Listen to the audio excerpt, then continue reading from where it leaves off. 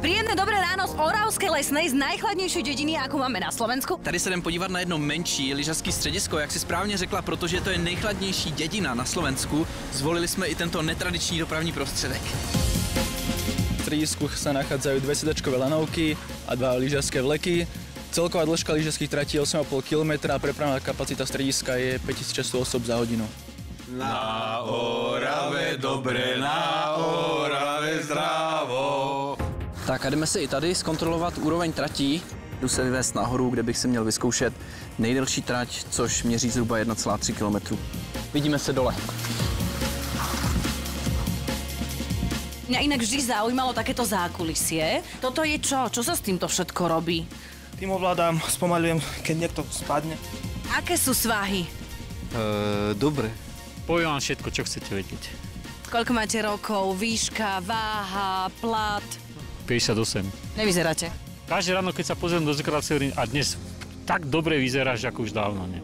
Mne sa inak veľmi páči tvoja brada. Je to treba, lebo sa to motá kade-tade. Čiže keď chodíš na skutri, tak takto v lyžiarskom stredisku si za plecu bradu, hej? Áno, áno. To nefúkalo. A čo ste taký v šoku? Ja? No. Pozor!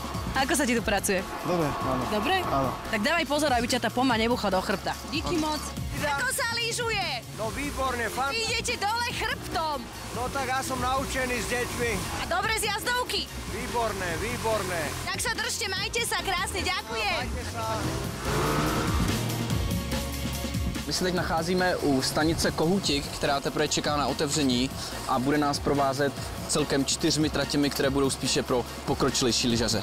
Kedy to bude otvorené? Začiatkom marca.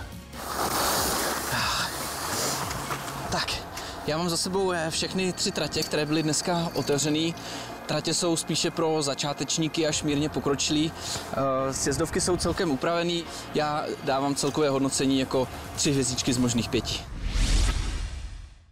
Já se teď nacházím v restauraci, která je přímo vedle lanovky a dají se tu objednat hotová jídla plus pizza. Tak schválně jdeme si vyzkoušet. Dobrý den.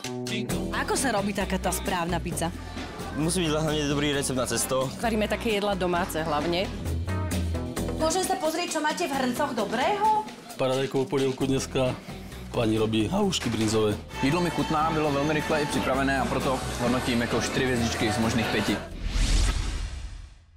Čo sa týka zábavy v tomto lyžiarskom stredisku, tak sa tu dajú požičať aj snežné skútre. Ja som o tebe počula, že ty veľmi rýchlo jazdíš. Áno, Ako rýchlo to, prosím ťa, ide?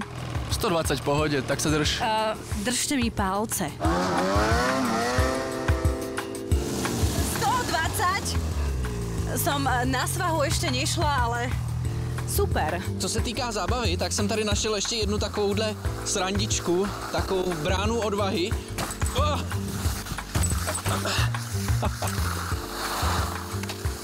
Docela sranda to je. Veľkou atrakciou sú samozrejme aj tieto krásne psie záprahy. Keď sa niekto príde, tak si môže prenajať takúto jazdu s nimi, hej? Áno, je tá možnosť. Na to sa narodili, aby proste behali. A v rámci zábavy a relaxace jsem tady našel ještě takovéto wellness přímo pod svahem. Měly by se zde nacházet 2 výřivky, 2 sauny, venkovní káť a ještě relaxační místnost nahoře. No a já myslím, že můžu zhodnotit zábavu jako 4 hvězdičky z možných 5. Celkové hodnocení musím říct, že toto zařízení prošlo. Alež naozaj riadi psí záprah po prvýkrát a Alež víš, ako sa brzdí?